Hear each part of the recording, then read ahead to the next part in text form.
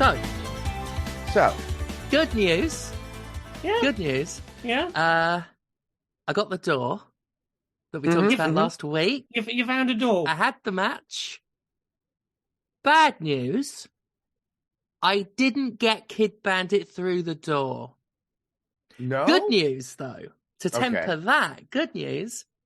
Kid Bandit didn't put me through the door. Oh, okay. All right. Did one of you put free yourselves door. through the door? I went through the door. I'll give you that. I went through the door. I'll submit that to the court. I may have propped her up on it after staple gunning Yu-Gi-Oh cards to her head. And she may have got out of the way when I went barreling towards her with a wheel kick. And went through the door that snapped clean in half. Yeah.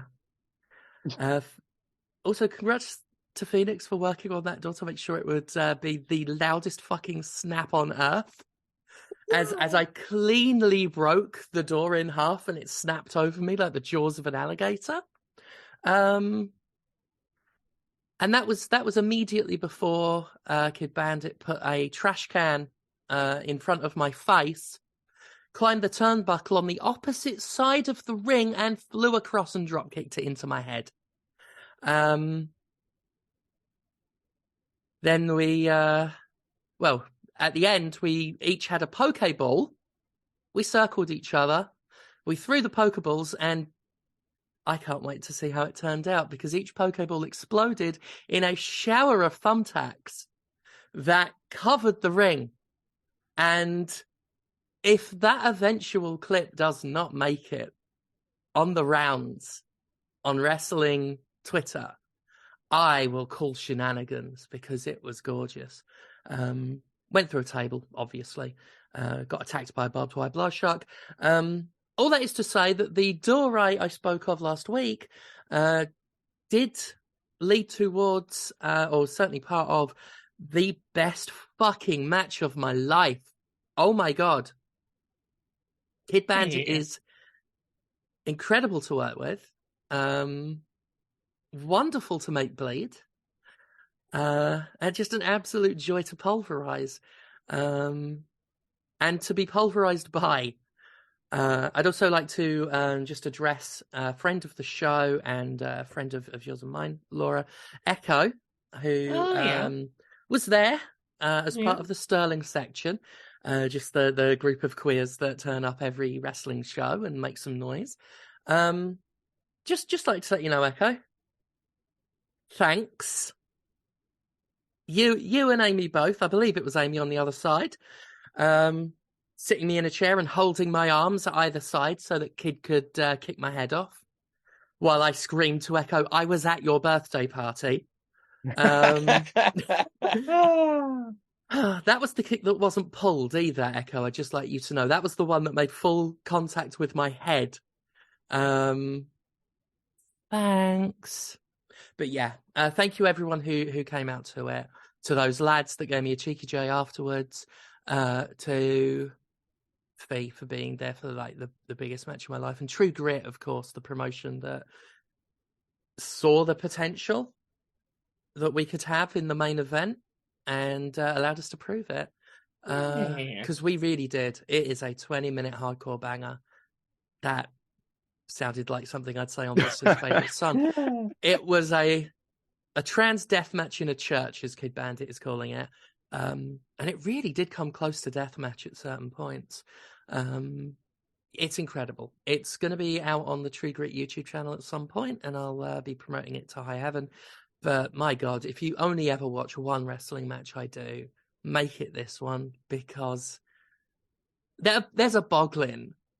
I haven't even mentioned that anywhere yet. A boggling got involved. It was awesome.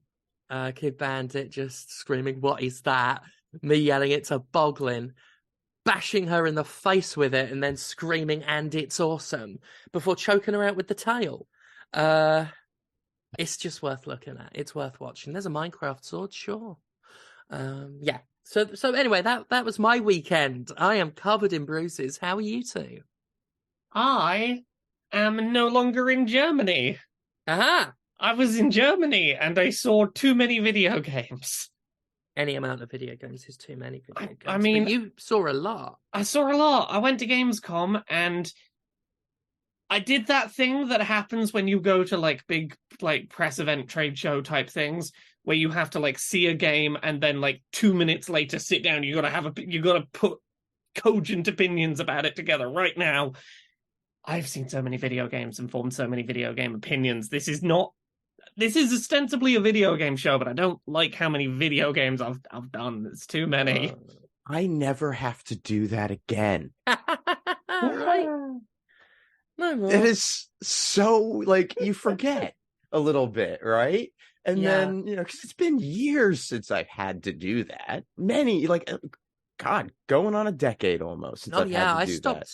I stopped doing them before I even left Destructoid, which was one of the issues, one of the disagreements we had, where I was like, I can do the job that I do better from home with a stable internet connection. And not wasting my time queuing up to watch the latest Sniper Elite trailer or whatever. I did Gamescom. I did a little bit of like going and seeing things that people paid me to go and see and have opinions on, and the rest of it was like, what stuff am I actually interested in, and like what kind of cool meetings can I organize? And I got some cool shit done. Even if like half the stuff I store is stuff where I'm like, I'm not going to bother to tell Podquisition people about it. Yeah. I never got laid at any of those shows. No. The amount of times I was told after the fact, oh, I'd have banged you, but I was scared of you. Because of your, like, just aura. Because people assume that I'm going to be in my videos. They don't realise, even after meeting me, that I'm like a gigantic pussy. And that's why I never got any. You've got to put out big pussy energy. That's where I've been going wrong. So yeah, I don't know how many things you've both played this week, but I played a bunch of things, and because Podquisition ostensibly is about video games, I feel like I should start talking about some of the things I played this week, because I've got a fucking lot of them to throw out. Where do I start? I played a demo for a game that I'm kind of into, even if it took my brain a little wrangling to get around. It's called Star Trucker. And there's very little explanation I have to give you here, other than that it is just Euro Truck Simulator in space, and therefore you have to think about extra axes of movement. Okay. Like, I'm not being facetious when I say it's literally just Euro Truck Simulator. Right. The entire gameplay loop of get your truck, do your deliveries, get paid, try not to crash into things, that'll take out of the amount you earn, buy licenses that will let you do like longer haul journeys or more fragile cargo and all that stuff. And there's like a little bit more to it. They play a little bit around with the being set in space. Like the big thing is if you damage your truck, you're going to have to get out of the truck in your spacesuit your spacesuit in between deliveries to like go physically float around in 0G and do your repairs and stuff. But it's just Euro Truck Sim where you're having to go, cool, I'm trying to back up to this thing to like connect the payload to the back of my lorry. I don't just have to reverse and go left and right. I've got to be thinking about my pitch and yaw as I reverse as well. Which, granted, little brain breaky. Reversing in zero gravity took some getting used to. As someone that just likes space and enjoys truck sims, that I saw nothing that leads me to think that I'm not going to enjoy this. It's just Euro Truck Simulator in space. There's nothing really additional to say about it. It's an additional place to be trucking. I'm going to rattle through some of these because some of these I've got like... Star Trekkin stuck in my head now. What, across the universe? Trekkin across the universe. That's the one. Starship Enterprise under Captain Kirk. Star Trekkin across the universe. Boldly going far cause we can't find reverse. There we are. Classic. Yeah. I watched that video the other day, like for the first time in what must be decades. Fucking mad video, like mad video. Their heads are potatoes, and the Spock's ears keep going big and little, and the weird alien puppets. It's quite something. That has gotten me thinking about a song that I only discovered existed this past week, that's sung by Leonard Nimoy, which was The Ballad of Bilbo Baggins. Bilbo Baggins! Oh, yeah, sure. Fucking brilliant. Bilbo. Yeah. Bilbo Baggins. The bravest little hobbit of them all. You never heard that one? Oh, mate. No, I'd never heard that before. I'd never heard his...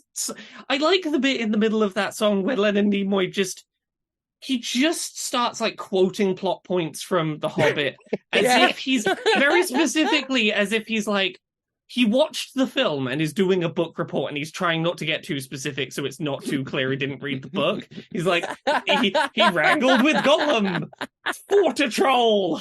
He watched the animated show but didn't actually read the book for his book report. Yeah, he's jumping around between bullet points in a way that I kind of love. Brilliant.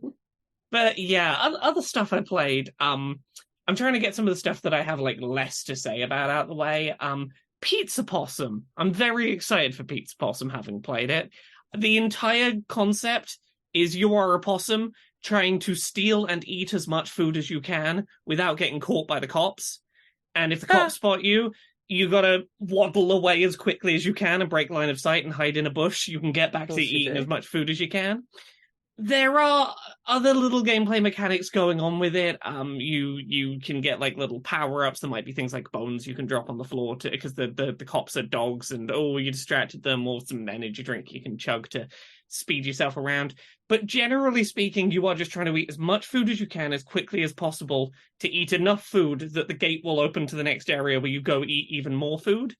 There is a risk reward to being in the line of sight of the cops, which is that you get more like bonuses towards progression by eating food while the cops are running after you, while they can see you.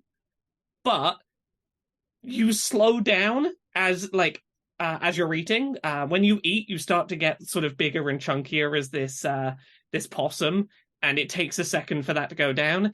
And the more food you're trying to eat while the cop is actively chasing you, you're gonna have to deal with being a little slowed down as you're like gotta run off this pizza for a minute. I played it in co-op, local couch co-op, pretty fun. I'm trying to remember what animal. The player 2 wasn't a possum, they were some other. Equally, I could see them running around being a menace kind of animal, but there's not much to it. But what is there is very instantly charming. It's very enjoyable in the same sort of way as like Untitled Goose Game was. It's that genre of game of I just want to be a little furry piece of shit that's giving everyone a hard time while I go do what I want to do. And it was a lot of fun. I've got my eye on that one. What about either of you? Have either of you played anything this week? You know what? I'll get one out of the way. Yeah, sure. Electronic Arts published another game recently. Yeah? It's called Immortals of Aveum. Oh, this one. A first-person shooter with magic instead of guns. But it's an aesthetic difference because the magic is just guns. I've written my review. I'm publishing it after I record this with you all. I'm going to read an excerpt from it in a second because I think it says it all. I will say, I looked at the cover art for this game, saw the protagonist on it, the incredibly generic white guy protagonist, and I guessed, and I do this every time with these games, just to amuse me, I guessed that his name would be Jack, Jake, or Jacob. Ah, yeah. He's called Jack, without a C. So he's literally one letter off Jack and Jake. So he's just doubling up. He's called Jack, which this is what that game is. It's, you mean like Jack from Jack and Daxter? Is this like a? Oh, I wish. Yeah. It's Jack as if they wanted to call him Jack, like dozens of other video game protagonists, but wanted to be a bit fantasy about it. So it's called Jack. I was absolutely fucking delighted when I saw his name. And that was the last time the game delighted me. I've described it in the review as aggressively mediocre.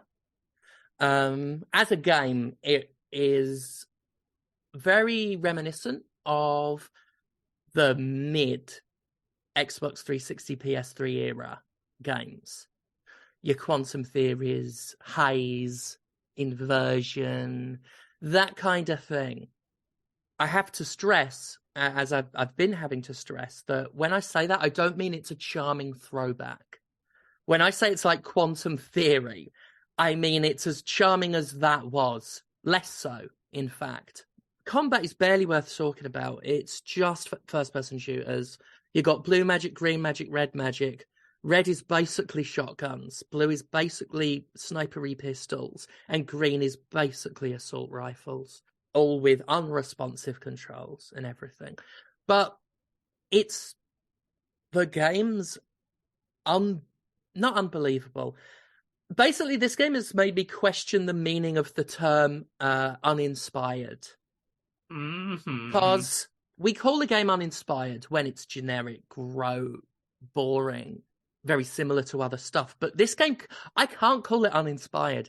It has been too inspired by every fantasy story that has ever existed, to the point where it is... what did I describe it as in the review? I was really proud of what I said at the end. Less of a story and more the creative slag oozing from a smelter full of adventure tropes.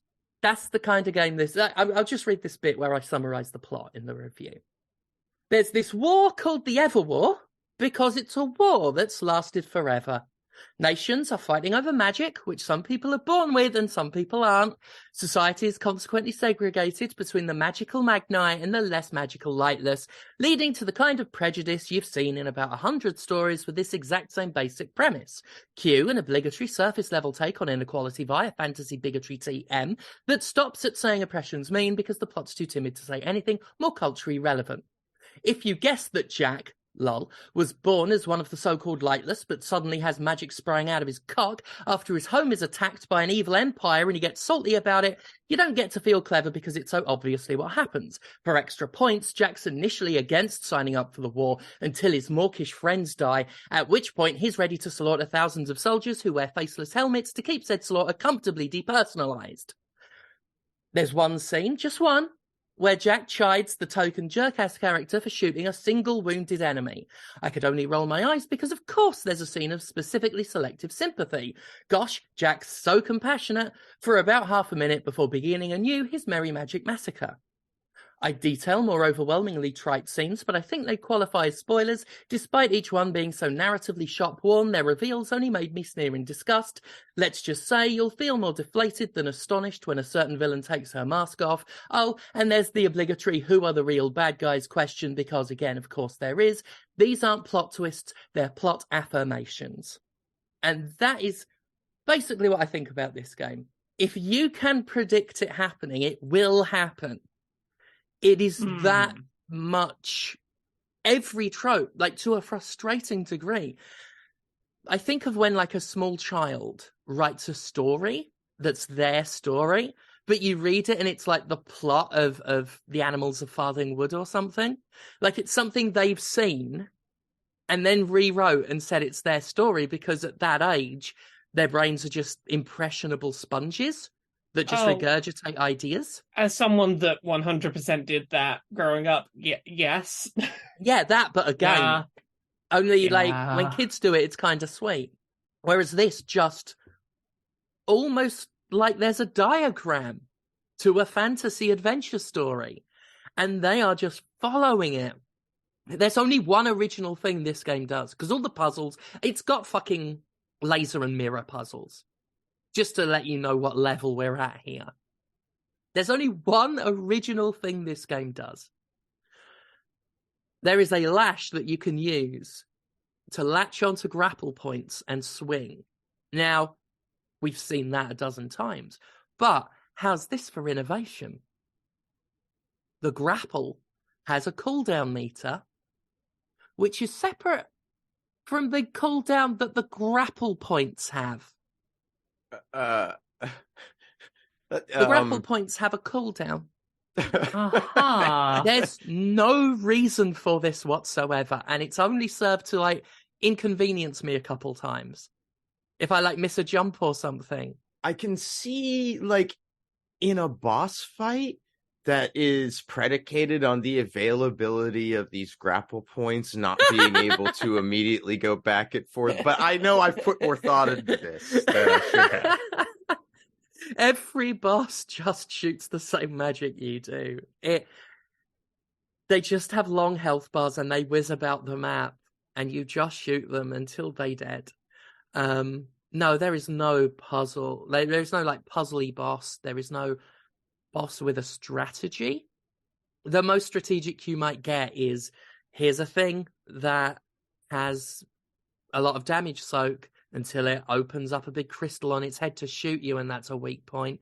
That is as advanced as it gets.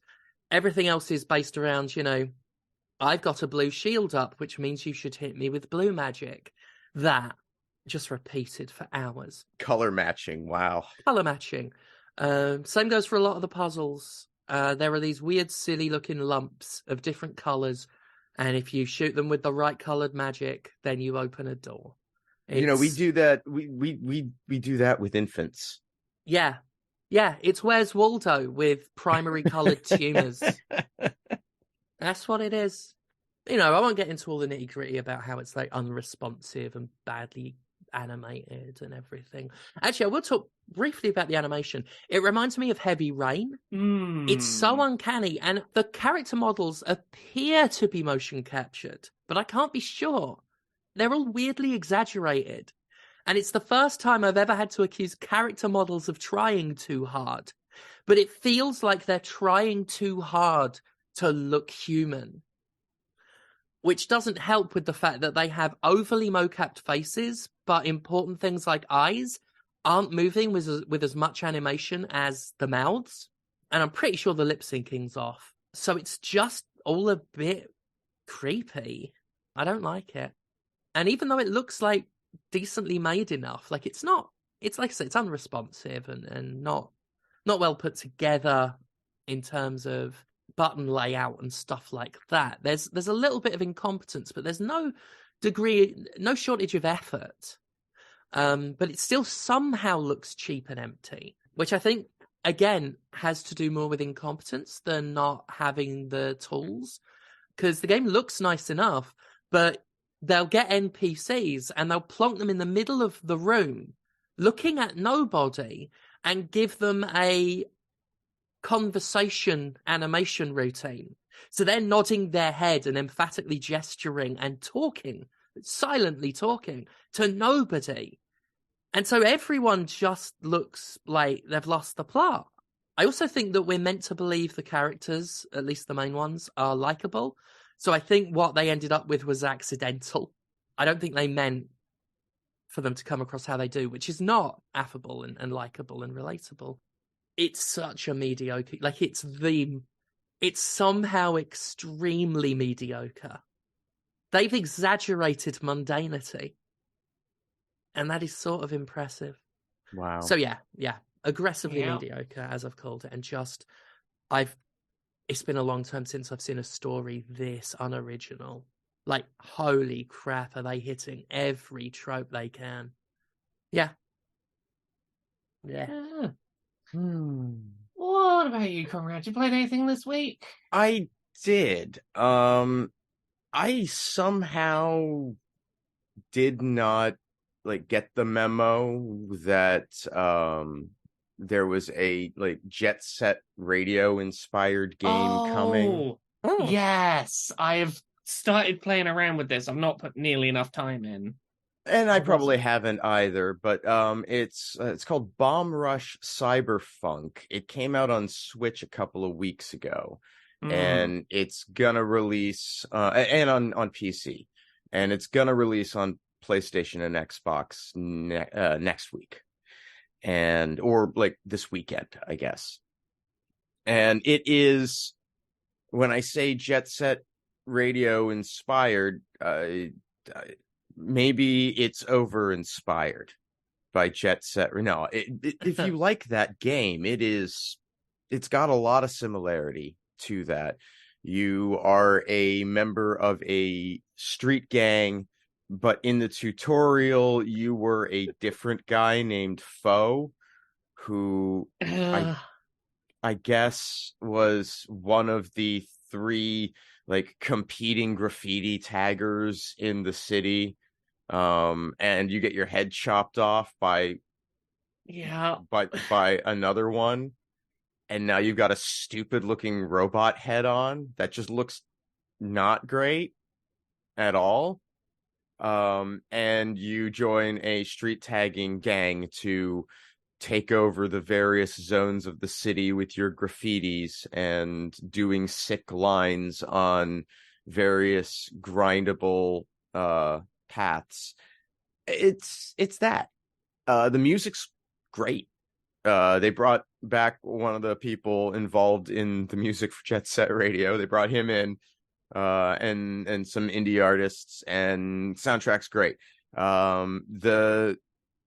The level design is good. Like the stage areas with the, figuring out what you can jump to do a complete set of tricks is good. You can manual between spots in a run to maintain your combo. It's fairly limited, but I think it's limited to a reasonable degree. This isn't like Tony Hawk, where as long as you can keep the balance in the meter, you can keep going. This will just give it a limited amount of time. And if you haven't figured it out by then, you're on your own. It's all of that skating stuff. And I say skating, you can also be on BMX bikes. So you got skateboards, rollerblades, and bikes that you can choose to, and they all seem to be the same. It doesn't actually matter. It's just, did you want to be seen doing it on a bike or on a pair of rollerblades? That all works fine. It feels rough and unpolished, but that is also in service to the general aesthetic, and it's not punished in the gameplay. So all of that works really well. And then you get to combat, which is gummy and lacks feedback. It's like slapping your hand with a paper bag. That is the extent to which you feel like you have, and maybe that's too much, made impact on an enemy when you hit them. You see them stagger or fall back, but it still doesn't feel right at all. It's terrible. And it's not, at least as much as I've played, a particularly significant part of the game. There will come points where you might be in an environment and still have goals you're trying to finish up there, and the cops show up. And at first, it's just foot patrols that are easily avoided. But then you get a second heat level, and these drones pop up that fire arms that try to grab your arms and legs and drag and pull you back like tow cables, that are really fucking annoying. Not punishing, just annoying. Anything related to the combat doesn't feel good. It's just not enjoyable. So far, there's not terribly much of it, but it's there. And you have to fight some flying enemies, and they're annoying because it is so hard to judge if you're going to make contact with them and hit them. And like with the tricks and the grinding and so forth, it's very forgiving, but it still feels awful to play. That aspect of it. Everything else, though, is fun, and I'm enjoying it, and I will probably play a little bit more if I remember. But it's got problems.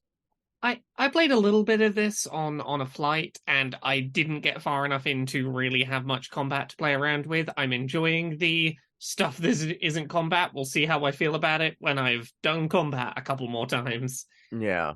It's so Have you made it through like the tutorial stuff? Yeah, then? I made it. Yeah. I made it far enough that like I've got the robot head. I've been playing around with like tagging stuff. I do like the sort of system by which you do your analog stick between the different points, and that determines sort of how your graffiti goes up. I like that system. Yeah, the tagging system's neat. And tagging is responsive too. You have to be relatively close to an item to tag it, but not super close. It's quick and it's not too involved. You can sort of just do it and get moving, which I appreciate.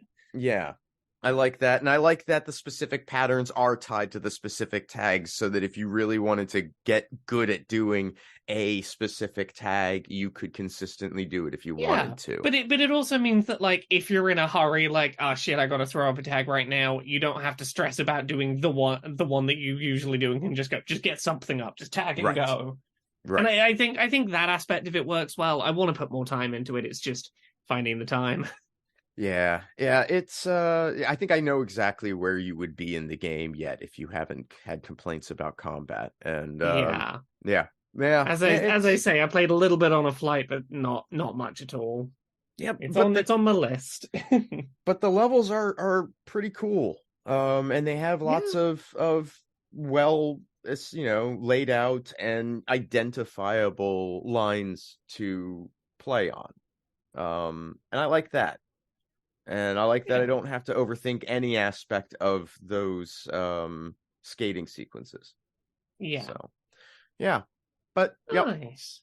What about you? What else have you played? I'll get back to cracking through some demos of stuff that I've got a couple of games I've played a bit more in depth, like that I can actually talk about at the end, but we'll crack out a few more of these. I played around with some of the stuff in the Jackbox Party Pack 10. If you played Jackbox 3, there was a game called TKO about designing t-shirts with slogans and drawings on them.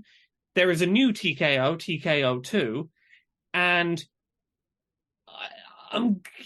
it's the same game, but with additional art options. You can have different colored backgrounds and different colors you can draw with, and options for things like fonts when you're putting your silly slogan on your shirt. I'm trying to work out how to put this. This isn't the first time that like Jackbox has taken a concept from a past Jackbox and redone it. But this feels like, in some ways, one of the lazier ones of that. In that, usually if you've got, like, say, Fibbage or something, or one of those games where, like, there are silly prompts you're doing silly responses to, getting a sequel in a later Jackbox means that you have a fresh new set of prompts. And if you've played a bunch of it, you're less likely to see the prompts that you know because you play this game all the time. TKO is not a game driven by game-provided prompts. And therefore, this is like one of the more obvious like sequels in a Jackbox game where it really does feel like if this wasn't an annualized thing, it would have just been an update to the original. Like, I enjoy TKO. I like these new options. It's certainly, as one of the two things from this new game that I got to play around with, it doesn't, to me, feel like the one they should have shown off, because it does make it feel like 1/5 of this is not necessarily a thing you need if you already own Jackbox 3. Which, and that's kind of how they get away with this, generally speaking. Yeah. Is, now some of them, like your Fibbage, there's a lot of new content there that justifies, repetition and re-release. And usually they'll add a mode or something that's a little, different to mix it up a smidge. But, I get those. That I understand. Yeah. Something like this, where it basically seems like a few color options, for design, and that's pretty much it. Yeah, honestly, yes. And like, if it wasn't for the fact that I enjoy TKO already, I'd be more critical. But like, if you already own TKO, this is like not really a value add in Jackbox 10. So they're really going to have something good in 10, is what I'm hearing. So I know about some of the other ones. I only got to play one other thing from 10, and it was interesting. And I want to talk about it mainly from a perspective of, I was impressed what they technically pulled off. So there is another game in Jackbox 10 called Dodo Re Mi, which is a collaborative music rhythm game played on your mobile device over an internet connection, which sounds like a recipe for huge problems with lag. Surprisingly not. I was kind of impressed. And it's like a really simple solution they have, which is basically just you are looking at the screen, and when you see the thing, happening on its sort of metronome, you tap in time with it, and it will go, cool, your internet-connected device has roughly this much delay. And I was surprised at how well that worked over Wi-Fi in a crowded convention center. Yeah. Like that is a rough test location for that, and I had no problems with latency, which I was kind of impressed by. This is basically mobile phone rock band that only has access to royalty-free, license-free, public domain music. You have your notes coming down on tracks, and you're tapping when the note lines up with the little button you're trying to tap.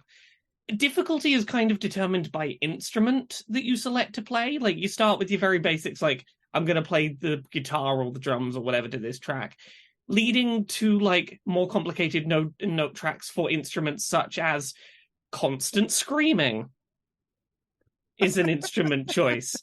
Okay.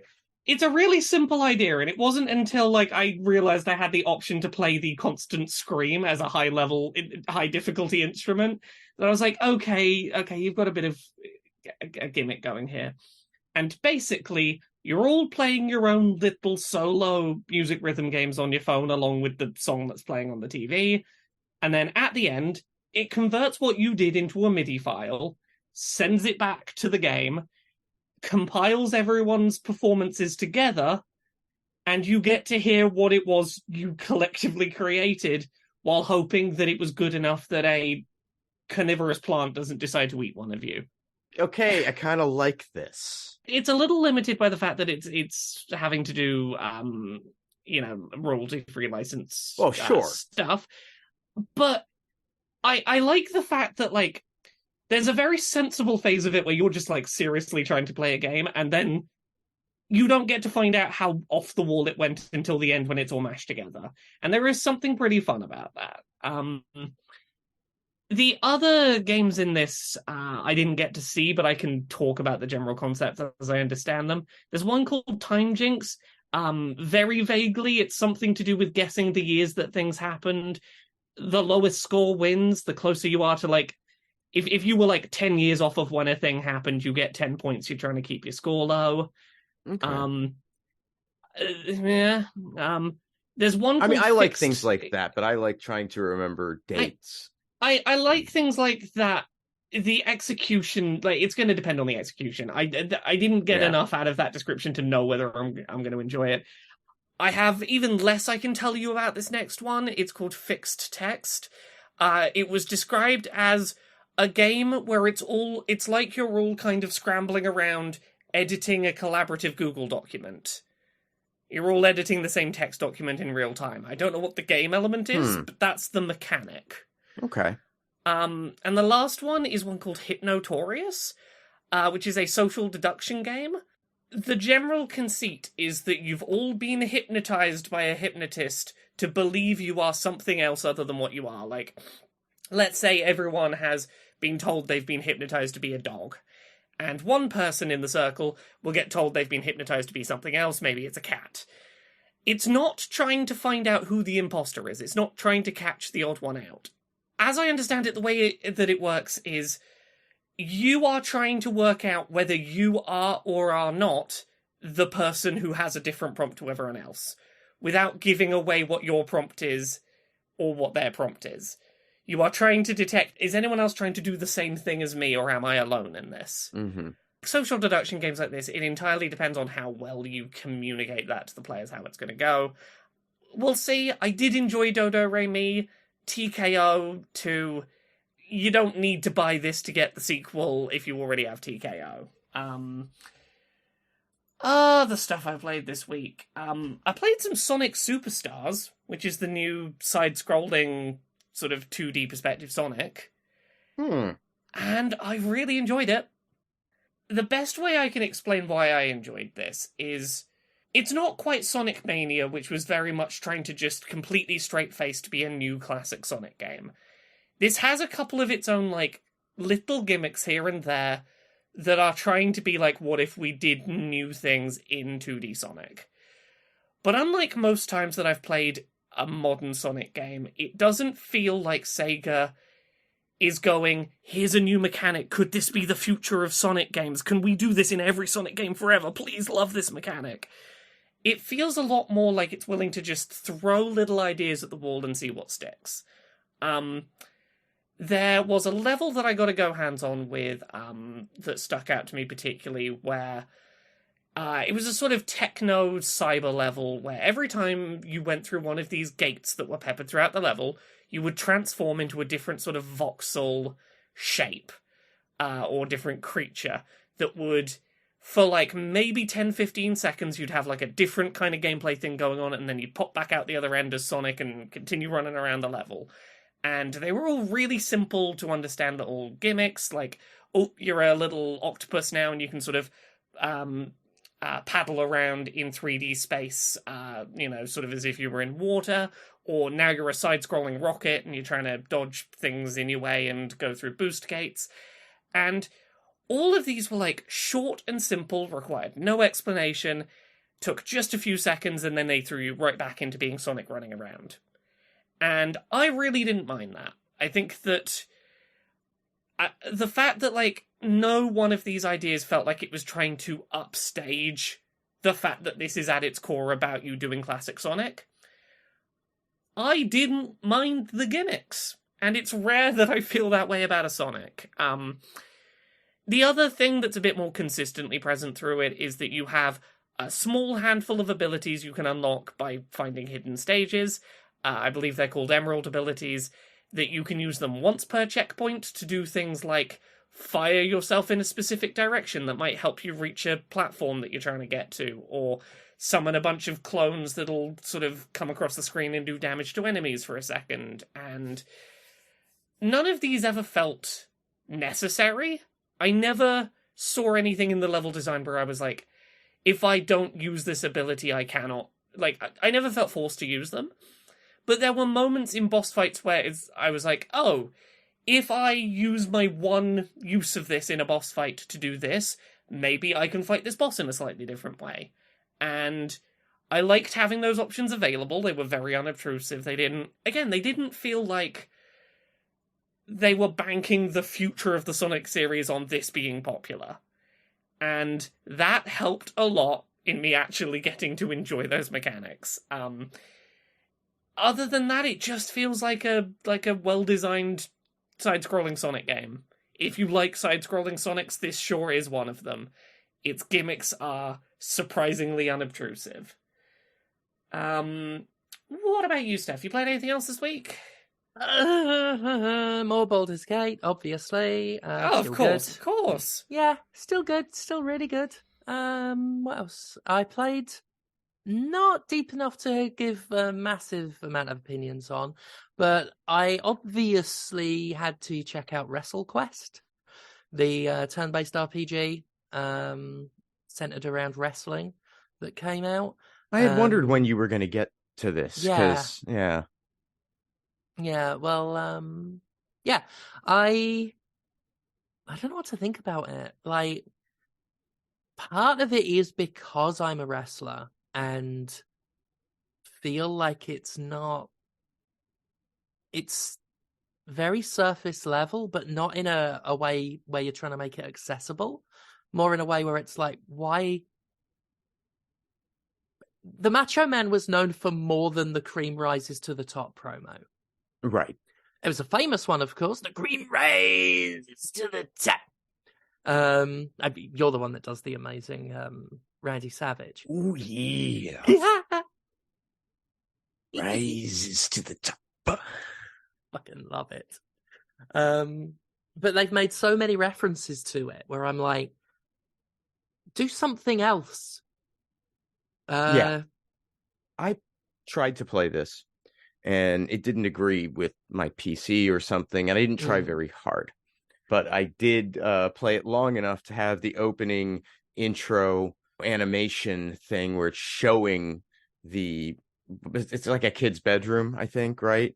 Yeah. And it's showing the different zones, and it shows the sort of monuments to Randy Savage, and it is just that promo. And I'm sorry to hear that still remains effectively the bit then. Yeah, it's just so surface level. And I'm like looking at various like the things they've called stuff. I'm like, why is there a sub menu for gimmicks? And the things in it are not gimmicks. Why have you called this hype instead of heat? Like some of it's a bit nitpicky, some of it's a bit, but some of it's a bit like if you buy this game, chances are you're a wrestling fan already. Yeah. If you're selling a game based on the fact that Diamond Dallas Page is in it and they've got like the actual likeness of Jake the Snake or the Macho Man, like I think you're going to know enough to where you're going to wonder why this is called heat or why this is called type instead of style, like why it's not using fairly well-known wrestling terms. You're probably a smart mark. Oh, I'm a fucking professional. To me, everyone's a fucking mark. Yes, of course. And I'll call them marks in my promos to make me sound all edgy and inside baseball. I hate it when wrestlers do that. I'm so over promos calling fans marks. But anyway, I'm not massively getting on with it either as a game. The RPG system is fine, but the timings are very quick because it's got timed button presses like the Mario and Luigi games. Or I think Paper Mario did the same, where you press a button at the right time to do more damage. In this, if you fail them, you will take like counter damage as well. And I'm finding it a bit annoying. And winning via pinfall has you like, you've got to time a little QTE, and there's something a little off about it that I don't like. I think I'd have preferred it to have been a more traditional turn-based RPG, which I think would have been an even better distance between it and wrestling to sort of help that gimmick. Let's just say I've been playing Immortals of Aveum and choosing it over it, not because it's a more interesting or better game, but because there's just something about WrestleQuest where I'm just like, I can't be asked. I can't be asked to put it on. I like the visuals. Like, I think the art's really well done. It looks cute. The action figure thing is interesting. Where they're all toys. It's basically the Super Smash Brothers plot. Yeah, but they're muscle men, and I love that. I love little muscle men. And like I say, I'm not mega fussed, so hopefully it'll sort of expand. I've only had a couple battles that were one-on-one, but I think basically right now where I'm at with it is I love the concept. I love the concept of a turn-based RPG, but wrestling, and it's just not currently doing enough for me.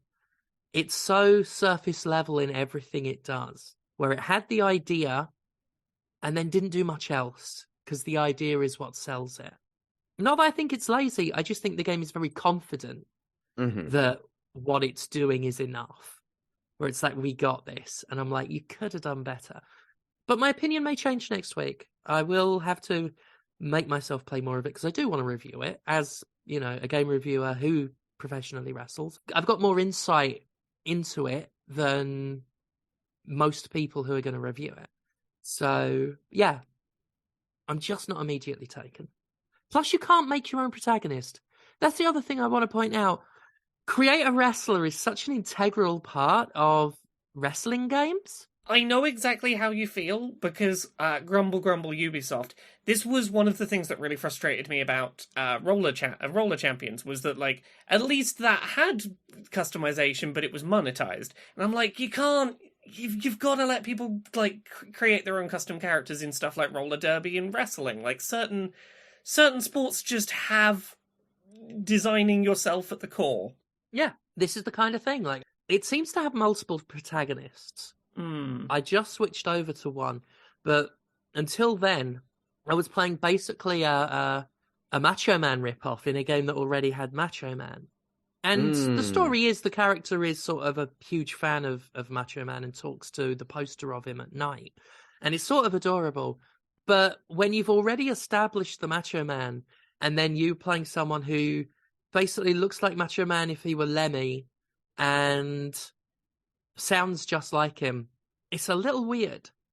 But I think that's part of the problem the game has anyway, where you've got Jake the Snake, the Legion of Doom, Jeff Jarrett, and then a whole bunch of made-up comedy wrestlers that are like robots or superheroes or stuff like that. One of them's a little sort of sea creature. I can't remember its name. It was actually quite a good pun. It just feels a little weird that you've got a couple of wrestlers that you know and a whole bunch of gimmicky ones. And it has the unfortunate effect of making any scene with a non-established wrestler feel like they couldn't get someone. And I don't think that's necessarily the case. I think it may have been the game's intent to just have some known wrestlers, and then because the original ones, some of them are really genuinely cute gimmick ideas, but the mere presence of these other wrestlers just makes it just muddies that water. It's funny the way you put that, because to a certain extent that almost feels like the experience of the very casual wrestling viewer, where there is one or two wrestlers in a promotion that they know and recognize and maybe are interested in. And then there's a sea of others that some of them are interesting. Most of them are, there are, maybe a few notable gimmicks that you might remember. But the show doesn't pay that much attention to them. Like that so weirdly typifies it in an odd way. Sorry, I just... Yeah. No, you make sense. Yeah. Played anything else this week, Conrad? No. Okay, well, in that case, I will try and crack through a few more things I've played, because I still have things on this list. I gotta get myself moving quicker. I played 15 minutes of Stalker 2. You know how Stalker was, like, brutally unforgiving and just, like, very, very bleak? Oh, yeah, like you'll wear out the quick save button on that one. Yeah, this is more of that. Okay. The demo I played started with my health already going down because there was a dog mauling my leg. Then I was surrounded... Like, that was how it started, was I was in a cutscene and my health was dropping mid-fucking cutscene. Right? I get up off the floor, I'm surrounded by, like, gravity wells that are gonna blast me back that are invisible, that I can't see. I get past those, my Geiger counter starts going off because there's radiation everywhere, I am dying, enemies killed me in like 3 shots. Couple of interesting things that are different. I stumbled upon a couple of like, not labelled as side quest interactions that were sort of open to how you wanted to respond to them, and that felt kind of neat. One that jumps to mind was, I heard gunshots coming from a building and saw dogs running around the building, and there was nothing to go in and interact with this, and I was like, that's probably a person being attacked by dogs. If I go and shoot the dogs, I'm hoping that they'll be friendly because I helped them. That led to a whole little side quest thing. That was just like a thing that like the game didn't point me at, but I could go do, and that was fun. The other thing, and this is like the only real quality of life concession I saw, there is now like a compass at the top of the screen that points you which direction your quests are in and how far away they are. And that is a nice little bit of consideration in a game that otherwise feels like it fucking hates me. Other stuff I played. I played like 45 minutes of Black Myth Wukong. Are either of you aware of this? I'm gonna guess Wukong is like some monkey stuff. Yeah, like so this is like that whole Journey to the West stuff. Yeah, this is what if Dark Souls, but you were playing as a monkey man with a big stick. Yeah, I think I've seen like store listings for it. I tend to be interested if like Su Wukong's involved, because I used to like the old aged poorly monkey magic show as a kid. Yeah. I've been thinking of tracking them down on YouTube just to be delighted and horrified. I won't do any impressions from the show here. But yes, how is this? This is looking pretty promising. So it is a Souls-type game that, from what I can tell from this 45-minute demo, the big thing that sets it apart is you don't select your weapons. You have your one weapon, and it is your big hit and stick. And as a result, there's a couple of things that are kind of interesting about that. You are forced to fight at a fairly medium range. You do not have any, like, big ranged attack options. Generally, you have to stay pretty close into combat. The thing that gives you a little bit more range is you have 3 different combat styles you can change between using D-pad presses, even mid-combo, that will change you between, I don't remember what the actual names for them are, but it's basically big heavy hits mode. I sort of want to bounce around like this is a pole vaulting stick and be in the air a lot and like not on the ground where attacks are happening stance. And I'm going to poke from a bit further back, like hold on to the end of the stick and use it for poking attacks. And like that gives you a bit more room to maneuver and a bit more room to be at range. But even if you're like, you know, poking from a distance, you're still fairly close in consistently. And the way that this seems to balance difficulty for that is that you have a pretty good suite of spells available to you that are explicitly for keeping you alive at close range. Things like the ability to turn to stone for a couple of seconds, and if a big boss attack collides with you, they'll get stunned and you'll have a couple of seconds to get in some combat in response. Like freeze the enemy in position for a couple of seconds, or make yourself like invulnerable to attack and do like a magical dash away from combat. They have cooldowns on them, so you can't spam them, but they give you those opportunities to get in close and have a safe opening to keep a good combo going.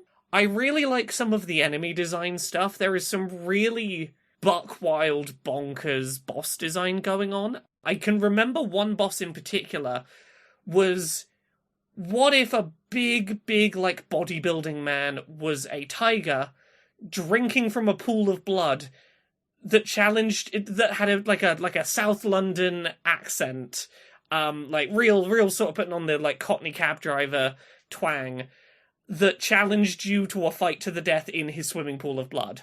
Fun. Yeah, it was pretty fun. There's a couple of mechanics in there that like I don't know how they, you know, fit into the grander scheme of things. I played through like 4 different sections that felt pretty far apart in terms of gameplay progression. The last fight I was doing, I had access to like a transformation into a whole different form with a whole different moveset or something, but generally speaking, this is like, it feels like a pretty fun Souls type game that has really leaned in on, because we are getting you to stick with one weapon, we can really spec out to let that weapon work in a lot of different ways and provide you abilities to use that are built around the fact that we kind of know what range you're going to be fighting enemies in. And that's pretty neat. I had fun with it. It's very difficult, but it's definitely on my radar as one to keep an eye on. Nearly done with the Gamescom stack of games. I played like an hour or so of Homeworld 3's new mode War Games. So I don't know if either of you are aware of the Homeworld games. Nah. They are like space RTS games. I'm not a big person for them, but I'm kind of interested in the War Games mode they've got in this new one, which, put simply, is a short co-op roguelike RTS mode. That sounds like a lot of things to mesh together, but it works surprisingly well. The mode is like not designed to be like a big lengthy commitment because it's sort of geared around co-op. You're doing maybe 3 missions back to back that are going to take maybe like an hour or so to do a run. You pick your sort of starting class, which in this case is you start with this big ship and these little ships to get you started. Your first of 3 missions is generally, there is a bit of time at the start for you to do the RTS thing of collect your resources, start building up your fleet and speccing out. But when you complete each mission, you don't have to hop onto the next mission straight away. You can stick around as waves of increasingly difficult enemies keep coming in to get more points worth to get your sort of randomized roguelike style upgrades to how you're going to spec your squad out. It is a fun idea. It does a decent job of making, like, the just do a couple of quick runs idea work in co-op. They've paced it pretty well for, like, the first mission giving you plenty of time to build up your units and your little RTS army, and then letting you carry any surviving units forward into the other couple of missions, so that you are sort of incentivized to not be too reckless, because the later missions won't have as much time for you to collect resources and build your army back up. It's an interesting idea, and I'm intrigued by it, even if I don't have time in my life for an actual big RTS. I don't know if I care about the actual RTS campaign, but this mode within it seemed fun. I think this is my last Gamescom one. Definitely my favourite thing I saw at Gamescom by, like, a pretty hefty margin. I've talked about this game before. Billie Bust Up is a platforming game of musical boss fights, where all of the boss fights have original music to them, where you are trying to do sort of platforming to survive in time with the music. I've had my eyes on this game for a while. It was a Kickstarter project originally a couple of years ago, and the music was very, very catchy. Very invested in it at the time. It now has a publisher, and I got to play an actual level and see some cutscenes and do another boss fight at Gamescom, and this game is charming as hell. I cannot get this game's music out of my head. The section I played at Gamescom involved a flamboyant ghost owl who was convinced I was in his home for his only ghosts allowed party he was throwing, and as such decided I needed to be murdered before I could join the party. And then he goes on to sing a very elaborate song about every single creative way he can imagine to kill you, while you're dodging each of these murder methods as they're sung about in the song. It is funny, it is well-paced, the cutscenes are, like, very well animated and very expressive. For something that is like a pretty small indie project, the level of polish that it has picked up since finding a publisher is really neat. Honestly, I'm so excited for this game, and the more of it I see, the more invested I get in it. If you have not seen anything about it, go look up a boss fight from Billie Bust Up, and you will see what I mean. It seems like it might be something pretty special. Yeah, I can't wait for that game to come out. It's stuck in my head. Yeah, either of you played anything else this week? Nah, I don't think I have. Okay, I played a couple of things that weren't Gamescom. I'm gonna try and get through these as quickly as possible. I know I've talked about a lot of games today. Very quickly, I'm gonna mention I played a demo for a game called Spaceboat, which is one of the games that I showed off during the Accessibility Summer Showcase. It is a mystery game set on a cruise ship in space, in which, at least in the demo, every single character is imagine if the Muppets did a parody of how terrible the video game industry's monetization is. It's just Muppets being the worst excesses of the video game industry in parody form. Structurally, it is it plays like a point-and-click adventure game in that sense of, okay, this person needs this one thing, I found someone that has it, okay, well, I need to get this item to, it's that kind of lock and key puzzle design, but it's the character writing between those puzzle elements that I think really sells it. The very first antagonist you realize you're going to have to deal with is a literal whale stood behind a paywall mocking you for not having access to the things that they have access to as someone who spent money.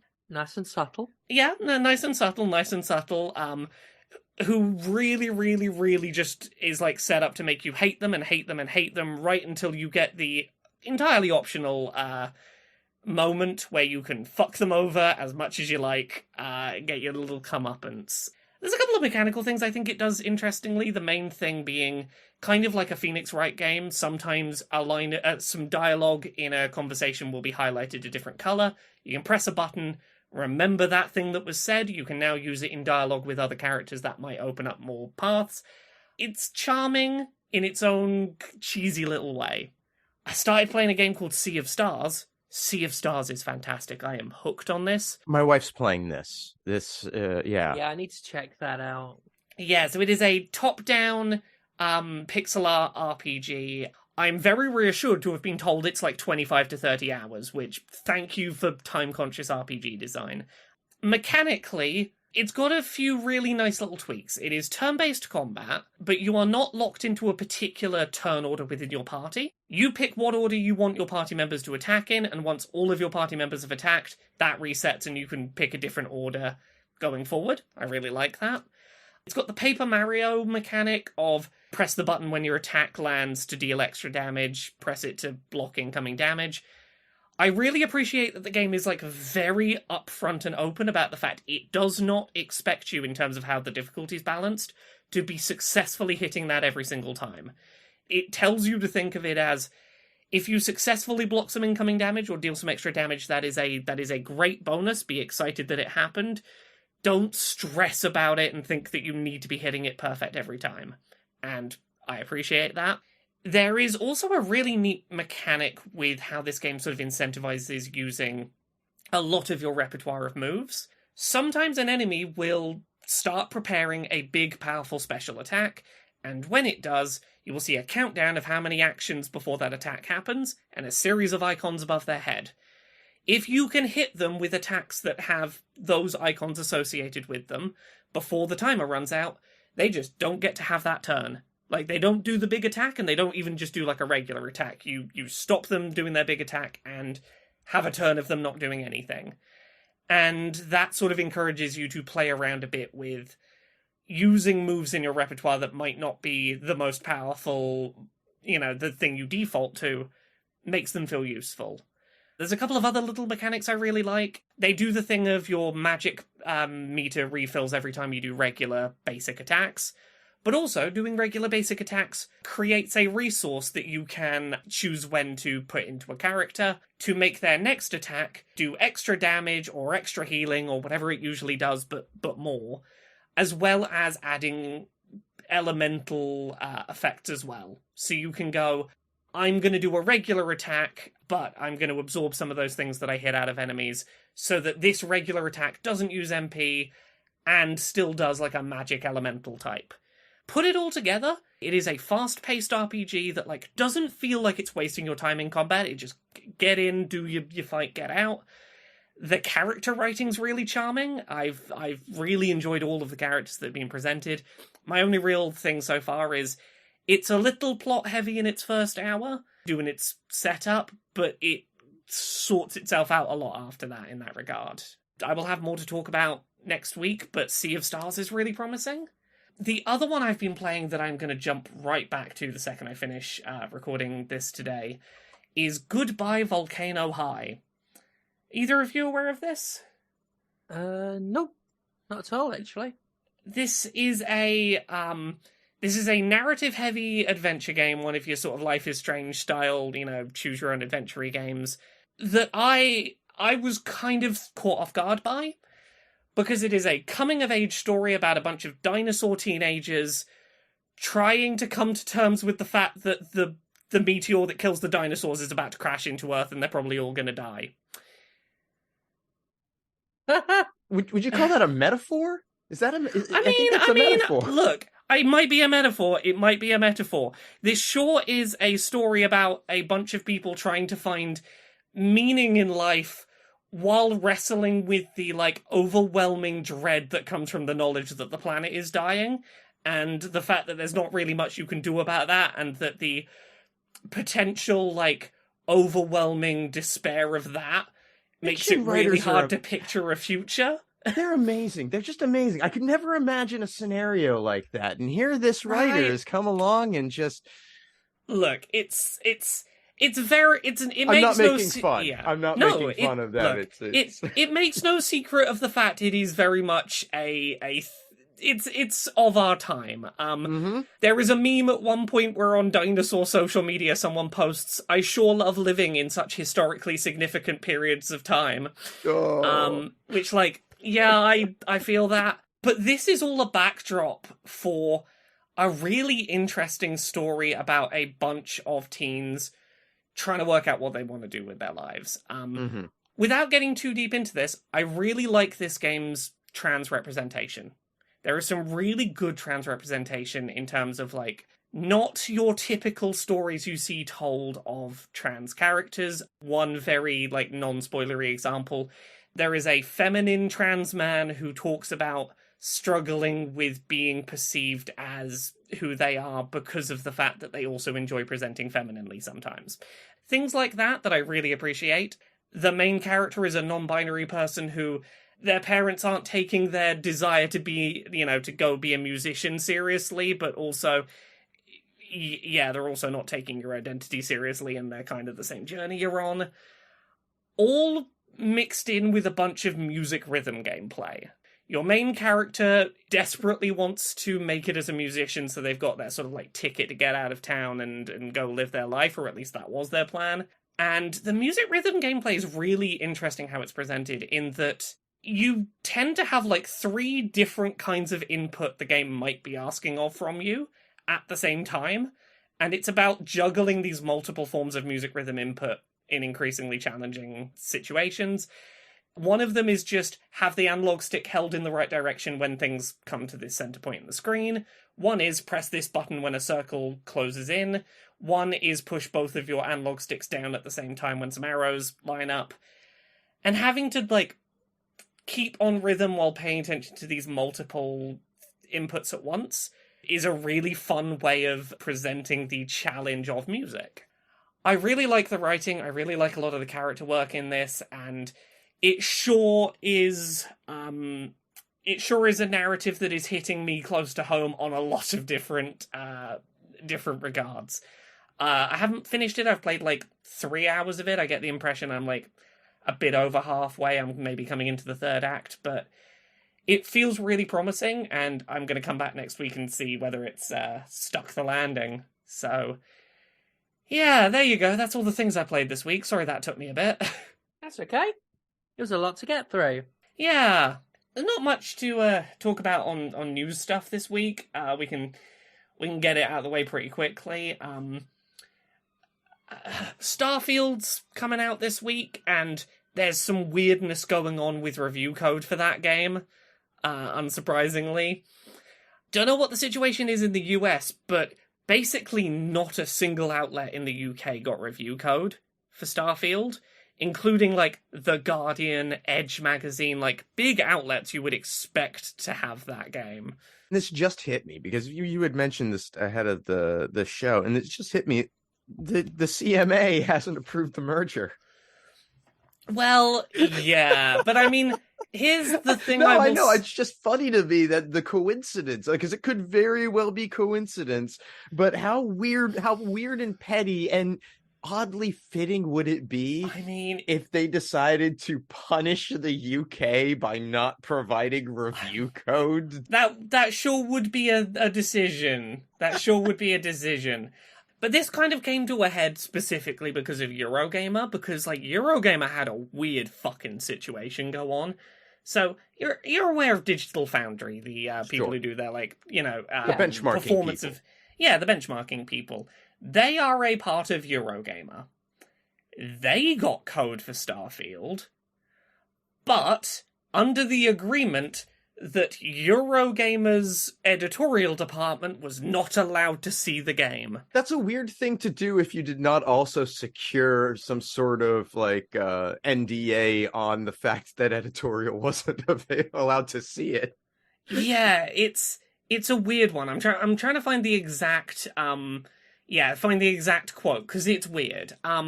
Lastly, a note on Digital Foundry. You should expect to see relatively prompt coverage of the game by Rich and his team after a separate delivery of Starfield code was provided to them.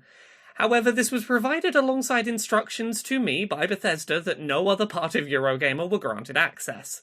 This is an unprecedented request, but one I ultimately felt compelled to honour to ensure that the access granted to Digital Foundry was not subsequently impacted by any other mandate. Acquiesce to. That's the word you're looking for. Yeah. Acquiesce. Yeah.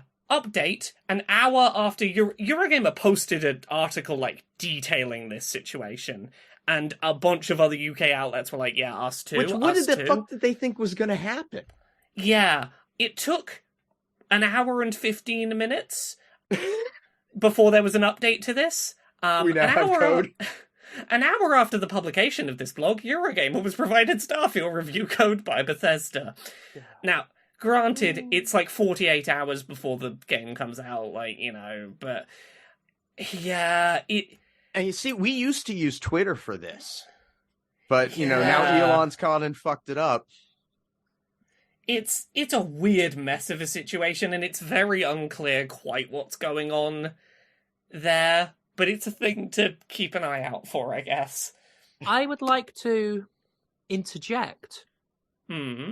Because I've been doing a little reading. Oh, yeah. On, well, I said those kinds of games with the Monkey King have my attention. So I decided to do a little reading about Black Myth Wukong. Oh, God. Chinese game developer faces boycott after CEO's sexually explicit remarks. Fuck off. A string of sexually charged online comments from the founder of Chinese game developer caused a furor on Chinese internet last week, prompting intense criticism. And then there were some adverts for job postings for the studio that were very explicit and promised hookup buddies. But the CEO said that it was a post. It's part of the benefits package? It was boasting about free snacks and just said that you get those in addition to hookup buddies. And there are like weird pictures of like a guy using some sort of beer can for a flashlight and stuff like that in a job listing. Oh, God. Oh, yeah. What's this guy's name? Well, I can't wait to tell you what he said. They say you have to tailor the listing to the candidate that you want to attract. So yeah. So Feng Ji, I apologize if I didn't get that name correct, but the CEO of Game Science, there were some clips of him talking and said things. Good Lord. I'm just going to read the things he said. Okay. I want to expand our workforce and hire more people. I want to be licked so much that I can't have an erection anymore. I know you guys just happen to be so horny. I'm glad that the trailer has given you some satisfaction. My goal is to give blowjobs to people who appreciate my work and to help people who share my vision achieve orgasms. That last bit, I admire the goal. I mean, I do legitimately, I respect and admire it. I admire that part of it. You know, if you want to just satisfy your customer base, that's just good business to me. But the rest of this is incredibly disconcerting. Immediately raised eyebrows on social media, with some critics calling his remarks inappropriate and offensive. But he doubled down in a post on August 22nd, which he wrote, "The trailer got me wet several times. I can still feel the pressure in my pants at the moment." So the thing is, it's just so bizarre. Like, I get it. It's not appropriate. And like the weird images they have on their job listings, like a mouse being used as some sort of vibrator. The image of the boy, and he does look like a boy, masturbating with some sort of with Red Bull, with a can of Red Bull as a flashlight. Like, you can see like most of his left testicle and a bit of his right. And again, these are job listings. But there's something about this that's so strange. It's strange that it borders on comical and absurd. Yeah. Like, the criticisms about like this being an obvious example of male-dominated culture, like, absolutely. 100%. Yeah. But the CEO saying he wants to give blowjobs to people who like his work, that like, so much of it is like, I wouldn't say self-deprecating, but it's so internalized. It's this weird internalized oversharing, but said in a way where, not to keep mentioning the show, but this is what we'd make Jonathan say on Boston's favourite son. It's one of those things where, like, it's not that many percentage points away from, like, the energy of, like, the somewhat acceptable energy of, like, oh, why have I made this character have big tits in a video game? It's because I like big tits. You know, it almost could fall on that line of, you're like, okay, you're being like, no, you've just kind of stepped over that into very weird territory. And I'll say this, I'll play pervert's advocate, right? He hasn't specified women. Yeah.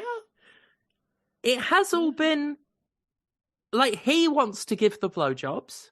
Mm-hmm. He doesn't say who he wants to lick him until he can't achieve an erection. This is, like, part of me wants to say, for balance, you know, this is no different from stuff I would have said in the past. However, some of this is stuff I'd say now. Yeah. But you wouldn't put it in a job listing is the thing. The job listings, yeah. The blog posts, I think I'm going to give him... Based on what I've just read here, he might have said worse, but based on just what I've read here, I'd give all that a pass as someone who would still say that. The job listings are outright bizarre, and I don't disagree that it is so like, looking at them communicates to me that as someone who isn't like a cishet bloke, I wouldn't get on at that company. Like, it's that off-putting. But at the same time, I don't know if I personally can be offended just from the standpoint of I'm more baffled. I'm so confused. I get it. So yeah, that's what I get for playing a game and having a good time with it, and then saying I had a good time with it without doing my homework first. I didn't want to ruin it. But at the same time, this had to be mentioned. No. Look, this is 100% the same energy as when I got really excited playing Ragnarok on PSVR 2 and was like, I'll put up some video footage of me playing that game. Here's a track I was enjoying drumming along to 2 minutes later be like, did you not know of the controversy? I'm like, oh God. We've all been... Everything's terrible. Last year I played that first-person... colourful bashy game, like dungeon crawly hacky slashy, and it turned out that the developer was a real piece of shit, and unfortunately that's, and I don't know if that's done enough to make me not want to at least try the demo of the game, because again, like, I'm imagining what this CEO looks like, and it's Jonathan in one of our ideas. A couple of other very quick bits. Mortal Kombat 1 has audio descriptions for fatalities, and that's pretty fucking cool. There was a beta for that was available. I want to hear that.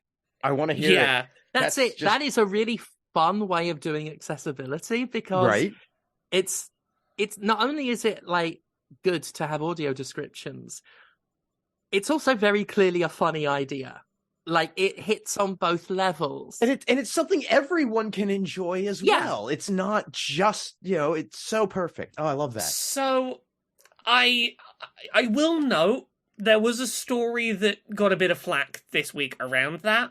And the short version is, IGN did a story about this in which they didn't acknowledge this is really good that this is there for disabled players who could already play Mortal Kombat, but, were missing out on the visual elements. Their entire angle was, it's real funny hearing descriptions of the things. That's fucking wild. That's weird hearing it described. That's this weird funny content we put in for disabled people. It was a weird vibe. Yeah, like, the thing is, like, obviously I pointed it out because it should be pointed out, because you've had someone in a recording booth just being like, and then he pulls his spine out of his ass. Yeah. I think we can simultaneously acknowledge if you are not used to audio descriptions, this is going to be a particularly abrupt introduction to them, having descriptions of very... I think the thing is, because the visual elements are so, like, desensitized at this point, that having matter-of-fact descriptions of them is like, oh yeah, that is what's happening, huh?